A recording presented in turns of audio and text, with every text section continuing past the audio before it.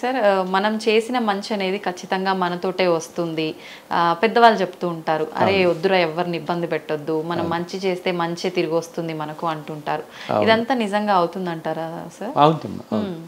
మనం ఇప్పుడంతా అందరికి నలుగురికి సహాయం చేయండి. ప్రతివాళ్ళు మన చిన్నప్పటి నుంచి మనకి అదే కదా చెప్పేది అనమాట. అంతే.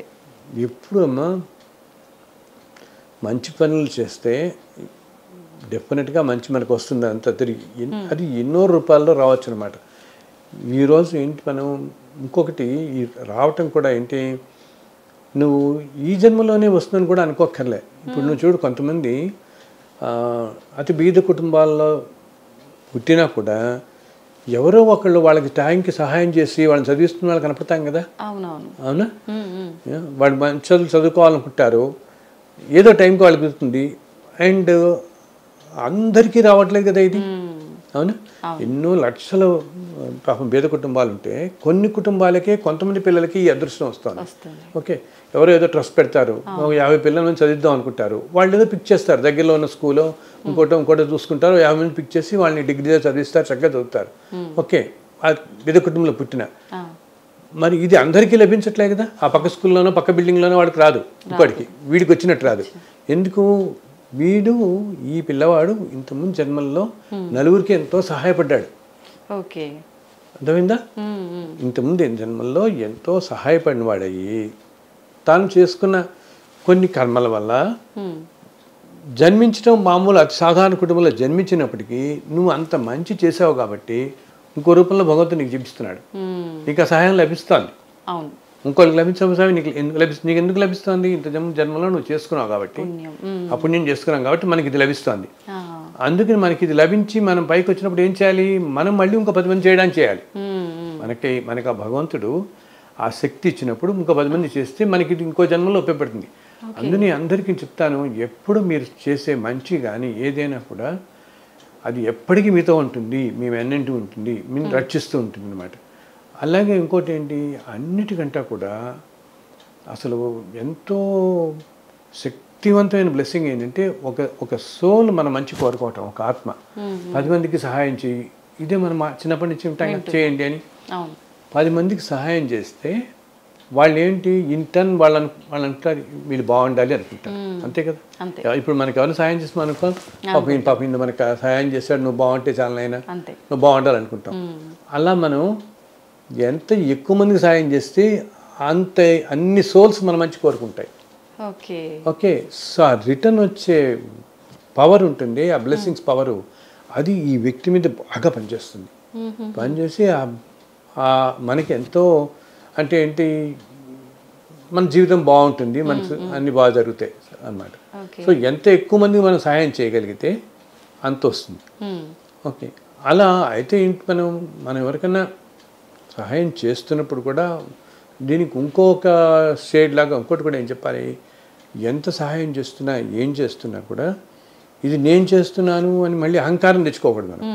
ఓకే, ఎప్పుడైతే అహంకారం వచ్చిందో, ఆ యుగో వచ్చిందో, దాని ఫలితం కూడా ఉండదు. ఓకే, నీకు భగవంతుడు ఇచ్చాడు చేసేది, నేను చేస్తున్నాను అంతే. ఎందుకు చేస్తున్నాను? వాళ్ళ సంతోషం కూడా చేస్తున్నాను అని చెప్పి నా గొప్పతనం కూడా చేస్తున్నాను అనుకోకూడదు. బికాజ్ ఎప్పుడైతే మనము చేస్తున్నాం, నేను చేస్తున్నాను, ఒక మంచి పని చేస్తున్నా, ఇప్పుడు ఏదైనా చెడు పని చేస్తున్నాం అనుకో, చేస్తే దాని తగ్గట్టు ఫలితం మనకి ఎలాగో వస్తుంది, ఈ జన్మలో వస్తుంది, తర్వాత జన్మలో వస్తుంది, ఇప్పుడు కాకపోయినా. ఓకే, మంచి పని చేస్తున్నా ఏమవుతుంది, మంచి పని చేస్తున్నా అని మనం ఎప్పుడైతే అనుకుంటామో, నేను 50 మందిని చదివిస్తున్నాను, నువ్వు 100 మందికి చాలా గర్వంగా చెప్పుకున్నావు అనుకో, ఓకే, అప్పుడేమవుతుంది, దాని ఫలితం అంతా నువ్వు వస్తుంది చూసావా. ఈ ఫలితం కోసం నువ్వు ఇంకొక 70 జన్మలు వచ్చి నీకు భోగభాగ్యాలన్నీ బాగా వచ్చి ఏదో పొరపాటు చేస్తూ పోతుంటాం మళ్ళీ. అందుకని మంచి చేస్తున్నా అందులో అంటారు చూడు, కృష్ణార్పణం అనుకోమంటారు. ఏం చేస్తున్నా నాయన భగవద్ అర్పణంగా చేస్తున్నాను చెప్తే ఇది నాది, నువ్వు ఇచ్చిందే నేను ఇస్తున్నాను అంటే. అంతేగాని నేను చేస్తున్నాను నలుగురికి చెప్పుకోవడం కాదు. అసలు దానం అనేది అదే అంటారే, ఎడం చేతి చేసిన కుడి చేతి తెలియకూడదు, అంత గుప్తంగా ఉండాలి. మనం చేస్తున్నాము అనుకోకూడదు. అప్పుడు అది మనని రక్షిస్తూనే ఉంటుంది. నువ్వు అడగకపోయినా రక్షిస్తాడు భగవంతుడు నీ మంచి గుణాలకి. చెప్పాను కదా, భగవంతుడు ఎప్పుడు చూసేది వీడి గుణం ఎంతటిది, ఎంత ప్యూరిటీ ఆఫ్ సోల్ ఉంది, ఇదే చూస్తున్నాను. ఇది నేను మన పురాణాలన్నింటిలో అయితే చెప్తారు కదా. అవును. ఇదేంటి ఇప్పుడు ఒక కులంతో కానీ ధనంతో కానీ పొజిషన్స్తో కానీ దేనితోనూ సంబంధం లేదు కదమ్మా. అతి సామాన్యంగా జన్మించిన వాళ్ళు మనం అంటాం యాక్చువల్గా ఆళ్వార్లని, విష్ణు భక్తులు 12 మంది ఆళ్వార్లు, మహానుభావులు. వాళ్ళు రకరకాల నేపథ్యాల కుటుంబాల్లో జన్మించారు. కానీ వాళ్ళు రాసిన 4 ప్రబంధం అంటే ఈరోజు ఎంతో గొప్ప, ప్రతి ఆలయాల్లో చదవబడుతుంటాయి. అతి సామాన్యం. సో మనం జన్మించిన దీంతోగానే అంటే ఏ నేపథ్యంలో, ఎవరింట్లో, ఎక్కడ, ఎటువంటి పరిస్థితులు పుడుతున్నాం ఏమి కాదు. మన మనస్సు ఎంత ప్యూర్గా ఉన్నది ఉన్నదాన్ని బట్టి. అందుని చూడు, కొంతమంది అంటారు మంచి మాట మాట్లాడు అంటారు. కొంతమందికి ఏంటంటే ఆ మనస్సు నిర్మలంగా ఉండేవాళ్ళు ఇప్పుడు ఏదైనా కష్టంలో ఉన్నప్పుడు మనం ఒక గురువుల దగ్గరికి వెళ్తే 4 మంచి మాటలు చెప్పండి అయ్యా అని అడుగుతాం కదా. మనం తీసుకెళ్తుంటామే, ఆయన ఒకసారి మీ బ్లెస్సింగ్ కోసం తీసుకొచ్చామండి అంటుంటారు చూసావా. ఎందుకు ఒక ప్యూర్గా ఉండే సోలు ఆ మనిషిని దీవిస్తే అది తప్పకుండా అయి తీరుతుంది. ఆ ప్యూరిటీకి అంత పవర్ ఉంటుంది. అర్థమైందా? మనిషికి కానీ ఆ ప్యూరిటీకి అంత పవర్ ఉంటుంది. ఈ పవర్ నీకు ఎన్నో పూజలు, ఎన్నో యజ్ఞాలు చేసినా రాకపోవచ్చు. ఎందుకు ఇవన్నీ చేసినందువల్ల వస్తుంది. కానీ చేస్తూ కూడా ఇవన్నీ నేను చేస్తున్నానని కొంచెం గర్వం తెచ్చుకున్నాను అనుకో, అది జరగదు. అప్పుడు నీ మాట అవదు. అలా కాకుండా ప్యూరెస్ట్ సోల్ ఉన్నవాడు అనుకో, అతి సామాన్యంగా బతుకుతూ కూడా ఎప్పుడూ నలుగురు మంచిగా కోరుకున్నవాడు నిన్ను లేదు బాబు నువ్వు బాగుంటావు అని ఒక్క మాట అంటే చాలు. ఆ మాట ఏంటంటే మాటకి ఒక మంత్ర శక్తి ఉంటుందన్నమాట.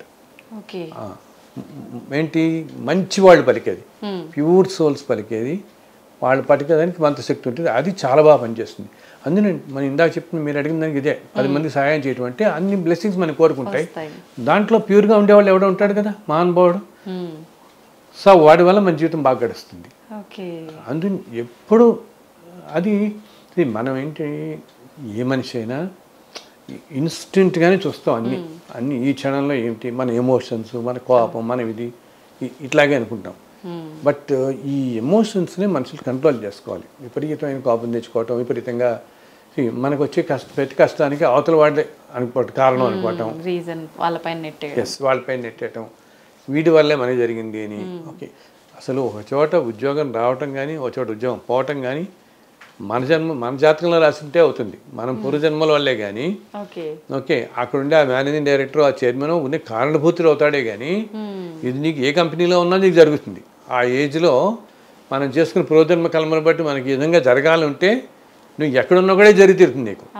అలా కాకుండా మనం ఏం చేస్తాం, ఇదిగో మా బాస్ ఇట్లా చేశాడు, నన్ను చాలా దుర్మార్గుడు వీడు, నా వీడు రాచేస్తాడు, నా ఉద్యోగం తీసేశాడు అంటాం. బట్ వీడియో ఒక్కర్లేదు, అది ఆ టైంకి మనం చేసుకున్న ప్రారంభ కర్మ వల్ల మనకి పోతుంది అది. అంతేగాని అతను ఆ టైంకి అక్కడ కారణం అవుతాడు. అందుకని అకారణం కోపం తెచ్చుకోకుండా మరి మనం ఏదో చేసుకున్న దానికి ఇట్లా రాసి పెట్టింది, భగవంతుని నమ్ముకుని ఇంకో చోట అప్లై చేసుకుందాం, ఇంకో చోట వెళ్ళిపోదాం అని మళ్ళీ ముందుకు వెళ్ళిపోతూ ఉండాలి. అప్పుడు వస్తుంది. సో లాజిక్ లేకుండా కోపాలు తెచ్చుకోవటాలు, ఎమోషన్స్, ఇవి మనిషిని పట్టుకుంటే గట్టిగా. దానివల్ల ఏంటి, ఆ నెగిటివ్ ఎమోషన్స్ వల్ల నెగిటివ్ కర్మ యాడ్ అవుతుంటుంది మనకి. యాడ్ అయ్యి మళ్ళీ వచ్చి ఇప్పుడు మనం ఆ బాస్ని ఏదో 4 సార్లు గట్టిగా మాట్లాడి ఉన్నాం అనుకో, వచ్చే టైంలో అతనే తండ్రి ఏదో అవుతాడు, తమ్ముడు అయ్యి ఇదంతా తీర్చుకుంటాడు మళ్ళీ నీ దగ్గర. అర్థమైందా? సో అక్కడితో కూడా నమస్కారం పెట్టి, సరే నేను ఇది నాకు జరిగింది, నేను జన్మలతో ఇంతమంది జన్మల్లో ఏం చేసుకున్నానో దానివల్ల ఇప్పుడు జరిగింది నాకు ఇది, అంతే తప్పితే ఈయన కాదు కారణం అనుకోకుండా మనం ముందుకు వెళ్ళిపోవాలి. అది చెప్పినంత తేలిక కాదు ఇది ఇవన్నీ. కానీ ఏంటంటే అమలు కొంచెం ప్రయత్నిస్తూ ఉంటే మనం 20 ఏళ్ళప్పుడు ప్రయత్నిస్తే 40 ఏళ్ళ కన్నా రావచ్చు మనకి. ఓపిక ఎగ్జాక్ట్లీ ఓపిక అన్నవే అందరికి సంయమనం అంటుంటాను, టాలరెన్స్, సంయమనం, ఓపిక, అది చాలా కాపాడుతాయి మనిషిని. మనకి ఎప్పుడు ఓపిక కానీ టాలరెన్స్ కానీ ఉంటే ఏదన్నా అలా నిర్లిప్తగా చూస్తూ ఊరుకుంటాం, ఓకే సరిగా జరిగిందని. ఈ రియాక్షన్స్ వల్లే నీకు పర్సనల్ లెవెల్లో ప్రాబ్లమ్స్ వస్తాయి, మన ఆరోగ్యం కూడా దెబ్బతింటుంది కదా. ఎప్పుడు అందరం చెప్తాను, డాక్టర్ చెప్పేది ఎప్పుడు కోపం అది పెట్టుకున్న వాళ్ళకి బీపీ వస్తుంది, వద్దు అని చెప్పి. ప్లెజెంట్ స్టేట్ ఆఫ్ మైండ్లో ఉండగలగాలి. అట్లీస్ట్ ఏంటంటే నేను చెప్పేది, వీళ్ళందరూ నన్ను ఇదంతా ఎక్కడ పోతుందండి మాకంటారు, మేము చేసే ఉద్యోగాల్లో కుదరదు, ఈ రోజుల్లో కుదరదు కరెక్టే. బట్ మేక్ ఏ బిగినింగ్, ఒక ట్రై అయితే చెయ్యి. ఇప్పుడు మొదలుపెట్టామనుకో, ఇప్పుడు కాకపోతే 4 ఏళ్ళకి 5 ఏళ్ళకి నీకు ఆ శక్తి వస్తుంది, సమయంలో వస్తుంది. ఇంకొకటి ఎప్పుడు నేను అందరికీ ఏం చెప్తాను, ఏదైనా మంచి పని చేయాలని ఏ మనిషి అయినా గట్టిగా ప్రయత్నిస్తే ఓకే, భగవంతుడి ఆశీస్సులు ఎప్పుడూ ఉంటాయి దానికి. ఓకే, మంచి పని చేసే వాళ్ళకి భగవంతుడు ఇంకొంచెం ముందర పుష్టిస్తూనే ఉంటాడు. అందులో ఇప్పుడున్న కాలంలో మంచి పనులు చేసేవాళ్ళు కూడా తక్కువైపోయారు, ఆయన కనిపించట్లేదు ఎక్కువ మంది. సో ఎవడన్నా మంచి పని చేస్తున్నాడు కనపడితే అయ్యప్ప వీడు కొంచెం ప్రయత్నిస్తున్నాడు, వీడు కొంచెం మనం కూడా సాయం చేద్దాం అనుకుంటాడు ఆయన. సో మనం ప్రయత్నిస్తూ పోతుంటే okay, don't get depress your self అంటాను నేను. అయ్యో నేను అనుకుంటున్నాను కానీ ఉండలేకపోతున్నాను అంటే నా దగ్గర అప్పుడు ఫోన్ చేసి అంటుంటారు, మీ వీడియోలో వింటుంటాం, మీ ధర్మం అనేది ఇంత సింపుల్గా చెప్తుంటారు, సంయమనం చెప్తుంటారు, కానీ ఒక్కసారి వచ్చేస్తుందండి నాకు చాలా కోపం వచ్చేస్తుంది అంటుంటారు. బ్లాస్ట్ అయిపోతుంటాను నేను. అప్పుడు వెంటనే అనుకుంటాను మళ్ళీ గుర్తు తెచ్చుకుని తగ్గించుకోవాలని. సో ఇప్పుడే రావట్లేదని కంగారు పడకండి, ఇప్పుడు కాబట్టి 4 ఏళ్ళకు 5 ఏళ్ళకు వస్తుంది, బట్ ప్రయత్నం మానద్దు. అండ్ ఇంకోటి ఆ 5 ఏళ్ళకు వచ్చినప్పుడు తల్లి you will see how happy you feel really. అలా ఉండటం వల్ల మనం ఎంత హ్యాపీగా ఉండగలుగుతాము, దాంట్లో నిజంగా ఎంత హ్యాపీనెస్ ఉన్నది ఆ రోజు గ్రహిస్తాం. ఇప్పుడు గ్రహించలేకపోతే ఇప్పుడు కష్టం, ఇప్పుడు మనకి ఓకే ఈ స్టేజ్ ఇప్పుడు కష్టం. 4-5 ఏళ్ళు అయిన తర్వాత అప్పుడు అర్థమవుతుంది మనకి, గ్రహిస్తాం. అండ్ ప్రయత్నించగా కొంచెం వస్తుంది. అండ్ 4-5 ఏళ్ళు కాబట్టి 10 ఏళ్ళకి వస్తుంది. అండ్ ఇంపార్టెంట్గా నీకు బికాజ్ మనుషులకి అందరికీ ఏమవుతుంది, 30 ఏళ్ళు 40 ఏళ్ళు వస్తున్న కొద్దీ ఇంకా రకరకాల బాధలు ఎక్కువ అవుతుంటాయి, చుట్టూతో ఉండేవన్నీ ఎక్కువ అవుతుంటాయి, మన ఓపిక నశిస్తూ ఉంటుంది, కొంచెం అన్నీ అవుతాయి కదా. అప్పుడు ఇంకా అవసరం నీకు సమయం, అంతే కదా అప్పటికి. సో అది బాగా వస్తుంది అప్పటికి మనకి ఇంకా. సో అసలంటూ ప్రయత్నం చేయండి, అది తేలికైపోతాం అప్పట్లో. అప్పుడు చక్కగా అన్ని ఏదైనా తట్టుకునే శక్తి ఆ టైంలో మనకు వస్తుంది. ఓకే, నిజంగా చాలా మంచి విషయాలు తెలియజేశారు sir. Thank you sir, thank you very much. చాలా సంతోషం తల్లి, చాలా సంతోషం.